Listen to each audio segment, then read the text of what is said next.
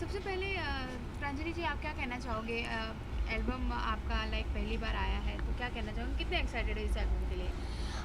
मैं आज बहुत एक्साइटेड हूँ और आई होप सबको अच्छा लगे।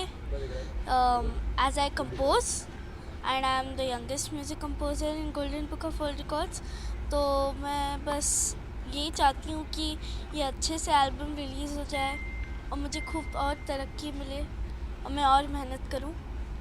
जैसे कि आपने बताया कि आपने रिकॉर्ड भी बनाया है तो कि किस तरह की तैयारी आपने की इस एल्बम के लिए, उसके बारे में क्या कहना चाहोगे? मैंने वीडियो शूट किया है एक सॉन्ग का और रिकॉर्डिंग तो ऑब्वियसली की है।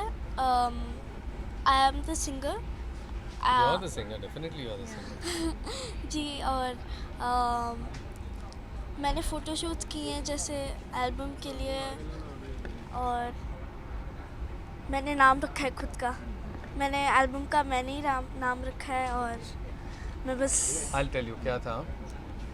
इसका एक मम्मी डैडी का सपना था कि मेरी बेटी बहुत अच्छा कुछ करे, और इसमें वो टैलेंट था जो माँ ने और पिता ने देखा कि मेरी बेटी कुछ गुनगुना रही थी, एंड दे टॉल उन्होंने सोचा कि क्या क्या गुनगुना रही है।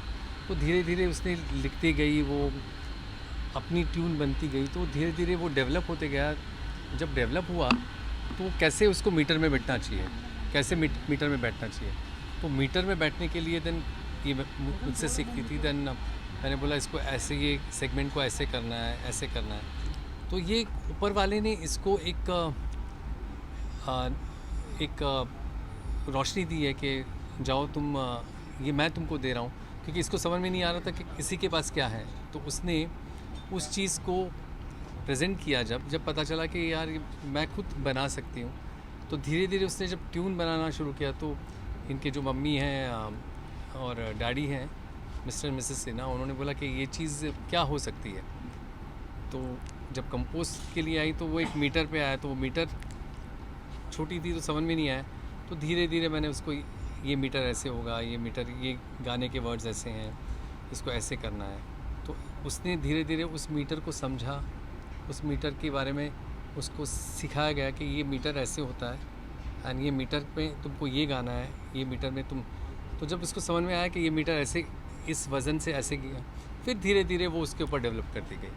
सो वो डेवलपमेंट करते गए, और इसमें वो चीज़ थी कि वो डेवलपमेंट फास्ट होते गया इसके हैबिट में। तो this is what she did. क्या स्पेशल है एल्बम में, अगर माना जाए, obviously being the youngest composer, या आपकी गाइडेंस रही, तो क्या स्पेशल इसमें यूजुअली क्या होता है ना कि आप सब लोग बोलते हैं कि एक डीजे स्टाइल में हो, एक फास्ट नंबर्स हों। इसमें पूरे पांचों जो ट्रैक्स हैं वो अलग अलग हैं, अलग अलग ट्रैक्स हैं। उसमें एक लव का गाना है, एक कुछ मेलोडियस हमने गाना किया है, एक हार्मोनाइज गाना किया है। तो ये पूरा एल्बम है एक उसका एक सपना था, और इस सपने को वॉइस के साथ साथ उसके जो थॉट्स थे वो प्रेजेंट किए गए। और थॉट्स को, जो इसके दिमाग में थॉट्स आए, जो दो अच्छे राइटर्स हैं हमारे, जो सॉन्ग राइट किया था, एक संयुक्ता गुप्ता है एंड ऑल्सो नीतू सैनी है। दोनों ने बहुत अच्छा, नीतू सैनी ने एक गाना लिखा और 4 गाने संयुक्ता गुप्ता ने लिखे।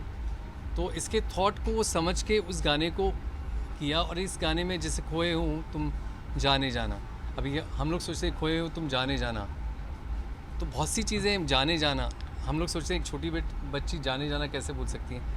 तो वो उसका थॉट आया कि खोए हो तुम जाने जाना, मेरी नींदों में तुम ना आना। तो एक दोस्त के है कि वो एक दोस्त भी हो सकता है, एक अपने माँ बाप भी हो सकते हैं, एक बहुत अच्छा सहेली भी हो सकते हैं। तो उसको याद आती थी अपने दोस्त के लिए कि खोए हो तुम जाने जाना, मेरी नींदों में तुम ना आना, याद ना आना। तो वो बाजू के बेंच में इसकी दोस्त जो साथ में बैठती थी वो बहुत से दिनों में आई नहीं, तो उसने वो एक मीटर लिखा। उस मीटर को राइटर ने थॉट को प्रोसेस किया, एंड तो इसके हर थॉट के साथ साथ ये लिरिक्स और कंपोजिशंस बनी हुई है।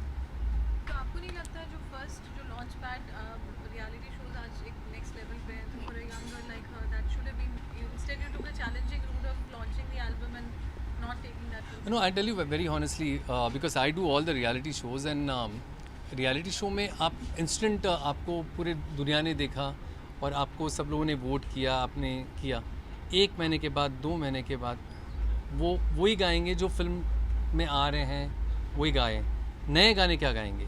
तो एक नई प्लेटफॉर्म ये होना चाहिए कि जो अच्छे सिंगर्स हैं उनको अपना एल्बम्स के साथ साथ अपनी वॉइस, अपना कंपोजिशंस को प्रमोट करना चाहिए और आप मीडिया उसको सपोर्ट करना चाहिए। अगर आप लोग इन बच्चों को नहीं सपोर्ट करोगे मेरे हिसाब से, तो आई डोंट थिंक सो इन लोग का करियर जो सिंगिंग में है या डांस में है या इंस्ट्रूमेंटल में है, वो कभी निखर के नहीं आएगा।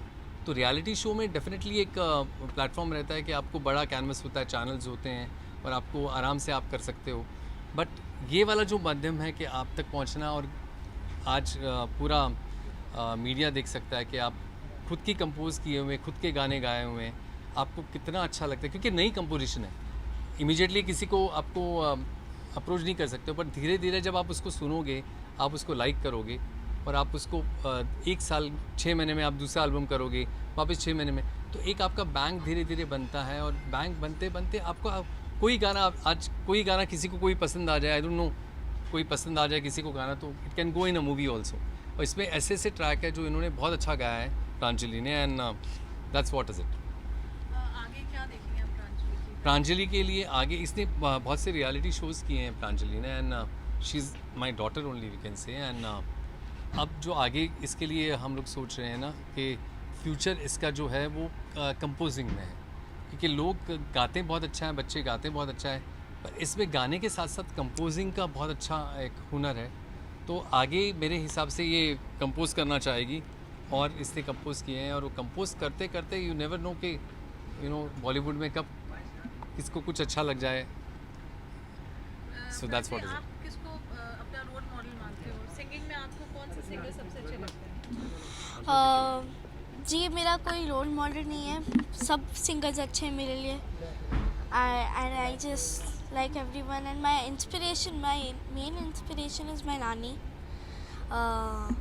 She's not there with me here, but yeah, so आप दादी अपनी जो एल्बम, आपका कोई फेवरेट गाना उसमें? इसी एल्बम क्यों 18 में इंटरव्यू किया था ना 7-8 साल पहले, ज़्यादा ही हो गया याद आपको? गोरेगांव वाले में। हाँ हाँ। Vijay ji, what do you want to say about that small girl, how is it voice, गाना गाया उन्होंने मेरे सब, कैसा लगा? पहले तो मैं प्रांजलि पहले तो मैं प्रांजलि को बहुत बहुत मुबारकबाद और बहुत सारी शुभकामनाएं देना चाहूँगी। बहुत छोटी सी हैं अभी और इतना टैलेंट से भरपूर हैं। सो मुझे बहुत खुशी होती है जब हमारी म्यूज़िक इंडस्ट्री में फ़ीमेल म्यूज़िक डायरेक्टर्स बहुत कम हैं। सो आई एम वेरी हैप्पी कि एक छोटी सी उम्र की, एक छोटी सी प्यारी सी नन्ही सी लड़की एक म्यूज़िक डायरेक्शन में प्लस सिंगर, तो ये उनका पहला एक एल्बम मैं लॉन्च करने आई हूँ। तो मैं उनको बहुत सारी दुआएं और प्रार्थनाएं के साथ यहाँ पे हूँ। Recently we have seen you in the Kapil show, is really amazing, बहुत अच्छा शो रहा है। आपका और कपिल का भाई बहन का रिश्ता बहुत अच्छा देखने को मिला, तो कैसा रहा शो और हाउ इज कपिल, मतलब कैसे हैं? मुझे बहुत अच्छा लगा और मैं तो वेट कर रही थी वहाँ जाने की। कुछ मैच कभी किसी वजह से, कभी किसी वजह से नहीं हो पाता था, तो जिस दिन मैं गई तो वो मेरे लिए बहुत खुशी का दिन था, क्योंकि वो मेरी एक बहुत बड़ी विश थी वहाँ जाना। So I was very happy to be there. जैसे ट्रेंड चल रहा है बॉलीवुड में, पुराने गानों को ट्रिब्यूट करके नया बनाया, जैसे हम्मा हम्मा हो गया, लैला हो गया, अभी बद्रीनाथ की दुल्हनिया में तम्मा तम्मा आ रहा है, तो ऐसा कोई पुराना आपका सॉन्ग है जिसको आप ट्रिब्यूट करना चाहें? नहीं, जो कर रहे हैं, बस मैं पहले भी कहती, जब एक टाइम था रीमिक्स का दौर था, तो अभी रीमेक कहते हैं। सो मैं कभी भी उसके ख़िलाफ़ नहीं थी, बट मैं इतना चाहती थी कि उसकी मर्यादा ना लांघे, उसकी ओरिजिनलिटी को या उसकी मेलोडी को चोट पहुँचाए बिना कोई अच्छे तरह से, अगर आप अच्छी तरह से प्रोडक्शन बना के कुछ गाने को पेश करते हैं, तो हमारी जो नई यंग जनरेशन है, जो पुराने गाने, मैं बहुत पुराने गानों की बात कर रही हूँ, ये तम्मा या हम्मा की बात नहीं कर रही हूँ, क्योंकि ये तो अभी कुछ वक्त पुराने हैं। सो मुझे खुशी है कि अच्छे तरह से अगर कोई भी गाना आता है तो I am always ready to sing. और मैं अपने गाने खुद के ही कर रही हूँ फ़िलहाल तो, क्योंकि मुझे भी 20 साल हो गए इंडस्ट्री में, तो मैं बहुत खुश हूँ कि मैं अपने ही गानों को, अभी मैंने पीछे एक गाना किया था, सैया छोड़ो मोरी भैया, खुद का ही मेरा ज़ुबैदा फिल्म से।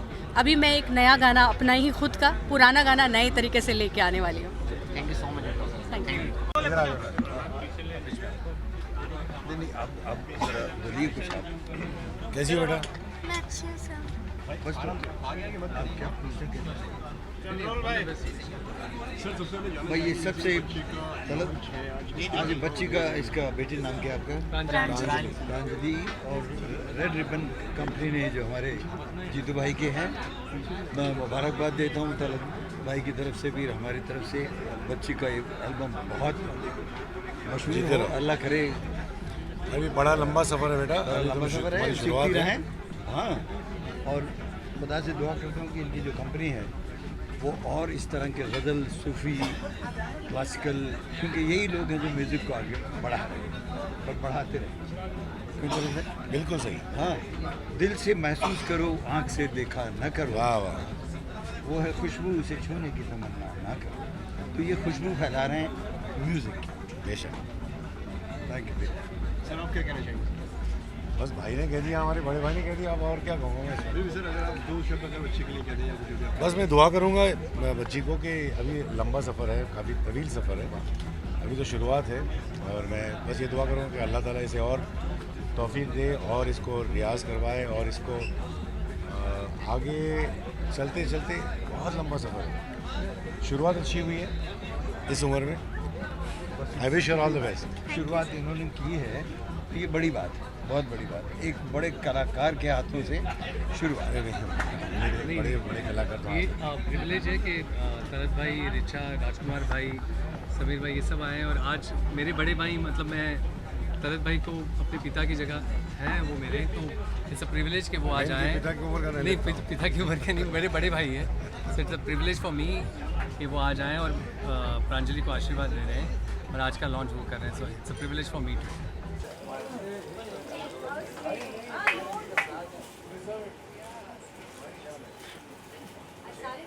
रिच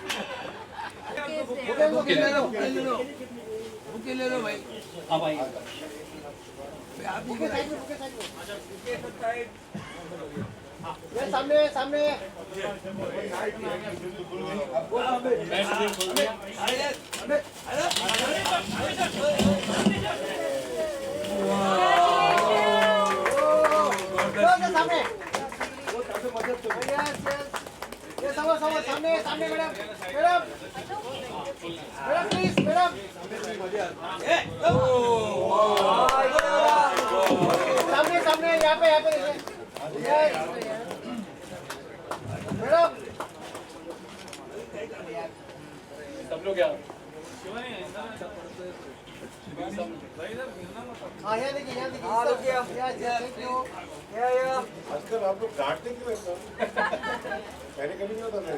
आप लोग डांटते हैं आजकल। इधर देखो, उधर देखो, इधर देखो। क्या करना पड़ता है सर? अरे चल यार, सामने तू भी उस जमाने का है ना? अभी होता था उस जमाने में। या। हाँ, चलिए।